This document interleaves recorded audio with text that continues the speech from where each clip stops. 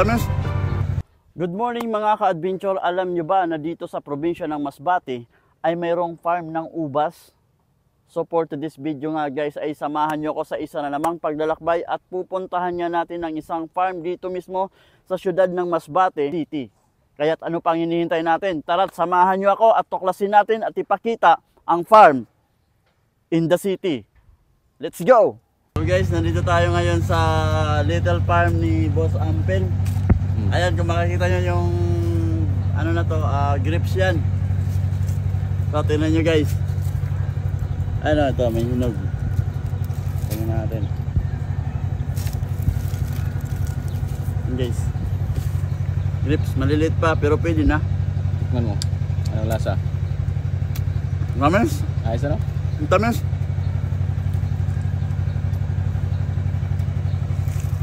Yan yung farm nut. Dami ng bunga. Malapit na, may hinog na pala dito. Tapos yan. Dami yan, daming bunga. Nandun, mga hinog na. Guys, kompleto. May mga talong. Ito yung mga ginagamit niya sa content niya. Maraming. Labasan ng stress. Ito yung maganda pag meron kang little farm. Ayan, talong guys. Yan, talong tapos sangig. Ito sa mga ginataang ginataan. Dito meron tayo mga, ayun. So, puro native chicken to. Hindi, native chicken yan. Tapos ito, Daming manok. sa taas. Kita na lang natin, parang dito na eh. So guys, So, nandito yung ano natin. aakyat tayo Hinigas na lang. Yan, ito yung ano.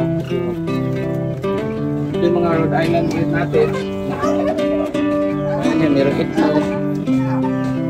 Yung mga Rhode Island breed. Itlog na dito. Itlog din dyan. Tapos yun yung mga pabo natin. Andiyan sa kompleto, nakahiwa-hiwalay lang yung mga pabo. Ito, ano lahi yan? Rhode Island breed. Rhode Island bread. Tapos dito naman yung mga native natin. So guys, dito mga native chicken. Chicken yan. Tapos yung mga sisiw pa natin. Yung dito. So guys, yung poultry ni Boss Ampel, naka-elevate siya. Oh. Hindi siya hindi siya sa baba. Kaya ligtas talaga yung mga manok dito. Akala ko lovebirds. Kasi nasa taas. So guys, yung mga manok ni Boss Ampel nasa taas. Kaya ligtas sila. Tayo dito, maraming okra. So guys, okra guys. Okra. Meron din tayo mga sili na bell pepper. Yan. Tapos mga sili na pang panigang. Ayan yung sili na haba. Ayan. Panigang yan.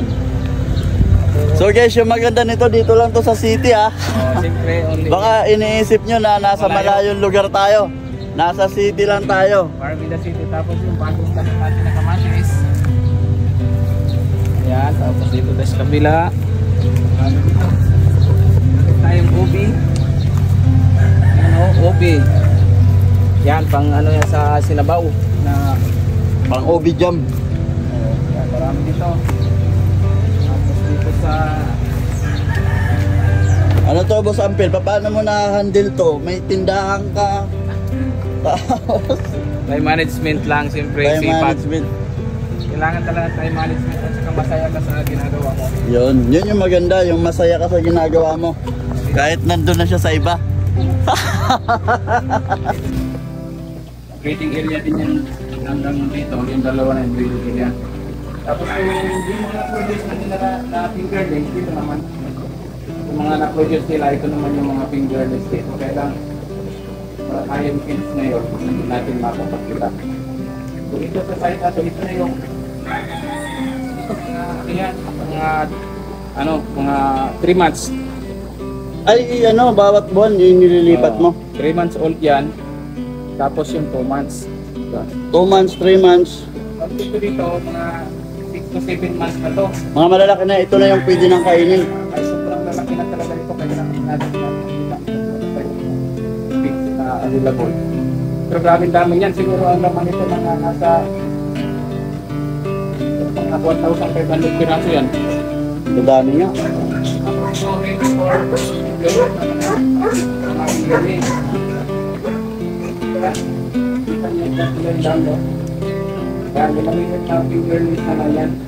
So guys, yan yung mga maliliit na similya ng tilapia. Hiniwalay siya. Medyo, ba't kunti yung tubig niya, boss? Hindi pwede ano yung tubig kasi yung kaya lang ng mga maliliit na Maliliit na isda. Ito, Okay, ganun pala yun guys. Pag maliliit pa lang, kailangan maliit din yung tubig. maliit pa rin kasi na rin ang laman nito.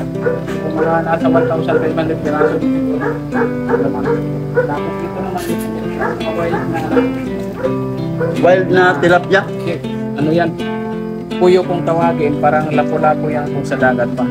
So, nandito naman yung wild natin na ano. Yan yung isa sa pinakamasarap at saka paborito na isda ko talaga sa tabang. Grabing taba niyan. Kumbaga, kung hito mo lang pag-usapan, mas masarap ito. Mas masarap yung, ano yan? Puyo. Puyo. Puyo. Nagbi-breed. Ako lang din nagbi-breed dito eh. Dito sa Masbate. Oo, ako lang nagbi-breed. Nagbi-breed din natin yan. Kasi ano. Ito yung pinakalibang, maliban sa pagbablog, ito yung pinakalibangan mo dito, no? Umaga, lahat yun, ikot-ikot ako. So, mula doon sa farm, lahat sinisip ko sa kapila, tapos dito. So, every morning yan, talagang pinupuntahan ko siya para check. Sa part na doon, dito yung mga papayas natin. So, yan o, mga papaya natin. Ano to, dwarf? Ano yan, dwarf lang yan kasi ano, dyan pa lang, naumunga na siya. Oo. Tapos dyan yung mga, meron tayo alugbati, sibuyas, kangkong, so, dami, yung asaluyot. Tapos may kabila pa yan po. Meron pa sa kabila yan? Grabe. Ano yung plano mo dito, Busampil? Ganito lang talaga? Dito, ano talaga eh, dito ako Or masaya. mas i-improve mo pa to, gagawin mo talaga tong ano, yung ano talaga, yung farm in the city talaga. Oo, pero ano na to, dati na tong farm, wala kasi sa litos farming. Dahil mahina na yung litos, so nag-turn into multiple crops na ako kasi yun, meron pala na tayo dito mga ano, pakwan o watermelon, tapos meron din tayong melon. Yan, marami yan. So, mga nasa siguro mga 100 na puno. Meron din tayong 100 na puno ng watermelon. yes, tapos namumulaklak na siguro mga 2 months from now ano yan, harvest. So guys, 2 months from now, pwede na raw i-harvest. So alam nyo na kung kailan ako babalik. Ano kayo, June, July, August. Ang daming manok talaga. Ba't mo hiniwalay-hiwalay? Kasi sino yung sino yung binuhuli, iwasan natin yun. May mga ano, matatapang. Yung kagaya nun, hindi na makalabas yun, kinalus ilalim. Kawawa na lang. Pati mga pato. Meron dito, marami tayong pato dito. Dami na, yan, dami sisiw niyan, puro mga pato yan. Ayun, nakalabas na pala. Yan, So, guys, siniparin ang pa naman daming yung mga pato, guys. Tapos, punta naman tayo dito sa tilapia. May tilapia pa? Oo, meron. Marami tayong isda dito. Grabe. Ngayon, Nagtataka lang kung paano mo to na ma-manage na handle ng tama. dito sa part na to, dito mo makikita yung pinakamalalaking tilapia. Yata ako lang ang pinakamalaking tilapia dito sa Masbate. Ito yung breeding area. Yan. Dito nagbi-breed ka rin ng tilapia. Dito ng tilapia. So, naka-irrigated siya. Yan. Yan, parang ang isang piraso niyan, mahigit kalahating kilo. Dito na lang tayo makikita. Buwan natin ano po, patuloy ba tayong dito. So ipapakita ni Boss Ampil yung napakarami guys, mula mga isdaan dito, parte ito isdaan, doon sa kabila manukan. Mula sa parte na to guys, puro isda. Tapos doon sa pinunta natin kanina, gulay at merong fruits, yung grapes. Sarap nun. Pwede pala dito sa atin yung grapes, kahit dito sa Masbate. So dito. So So guys, tinutour tayo ni Boss Ampel sa kanyang farm in the city. Ito yung area kung saan ako nagluluto. Ito yung madalas natin makita sa content mo. Dito ako nagluluto. Lahat, dami ko nang niluto dito. Dito ko nabubusog. So, dito sa part naman na to, yan. Merong opo, malunggay. Yan dito, kangkong pa rin. Tapos yan, mga talong, sitaw, okra, pipino, ampalaya. Ano to Boss Ampel, binibenta mo pag ina-harvest o pinamimigay mo lang doon sa mga empleyado mo? Kung may maghingi, pwede. Pag may bumili, pwede. Yan. So guys, pag may humingi, pwede, pero huwag nyo namang araw-arawin dito. Ayos sa site na to. Kasi ito, yun naman mga kamatis yun. Ang nandun sa kabila. Tapos kalabasa. Yung mga malunggay ka din, Tapos ano? meron ding mga mais. Yan, mga mais yan. Dito mga mais guys, oh. Yung mais tsaka yung kangkong, pinagalo-halo mo na. Oo. Saluyot. Yan, mais yan. Ayan, mais. Tapos kung gusto nyo rin pang-ulam, meron rin tayong isda. Mais, Punta tayo sa isda. mayroon ka pang isda? O, merong manukan, merong isdaan. Meron ding patukan. Kompleto ricados pala Oo, dito saka guys. pabo. Marami dito. Tara, tingnan natin yung manukan. Na-intriga ako dun sa isdaan. Isdaan. Let's go. Guys, ayan na, makikita natin. Sobrang lalaki na talaga. Kung titingnan mo kanina, parang wala lang. Parang malabong tubig lang. Pero ayan guys, oh, matapos tapunan ni Boss Ampel ng pigs. Ayan na, makikita mo na yan. Ano? Sobrang dami. Tapos dito. Yan yung mga malalaki talaga kasi ay, laki talaga guys. Ano?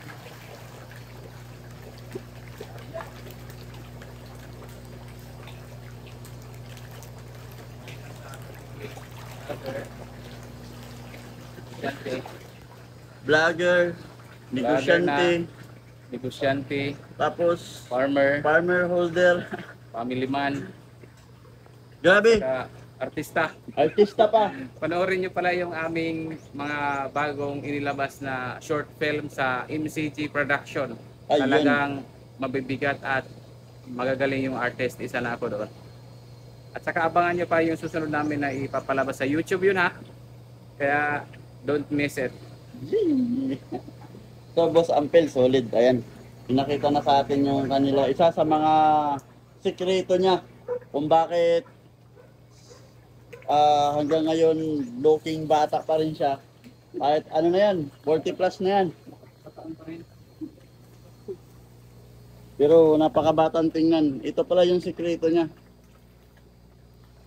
Nai-enjoy niya yung buhay. Basta masaya ka sa ginagawa mo. Ano to Boss Ampel, sa kabila ng mga successful mo in life, ano may mahihiling pa ba yung isang Boss Ampel? Wala na, kumpleto na yung ano ko. Binigay na sa akin ng Diyos lahat eh. Oo, nakita ko naman eh. Binigay na lang sa akin kaya ang ano, nagpasalamat na lang lagi sa Ama na siya yung nagkaloob ng lahat ng to. Utang na loob ko at pinahiram lang to sa akin eh. Na ano ko lang, naalagaan ko na maayos. Yun guys, grabe solid, napaka-humble na tao, Boss Ampel. So maraming salamat boss sa pagsama sa akin dito. Maraming salamat din sa pagpasyal mo dito at sana makapag-inspire ito ng maraming tao na sa pagising natin hindi lang kape yung kaharap natin kundi yun na yung simula ng ating umaga sa ano hanggang buong maghapon dapat productive tayo, hindi yung nakaupo lang tayo. So mangarap tayo at siyempre sabayan natin ang sipag at tiyaga para magtagumpay. Grabe, solid. Maraming salamat, Boss Ampel.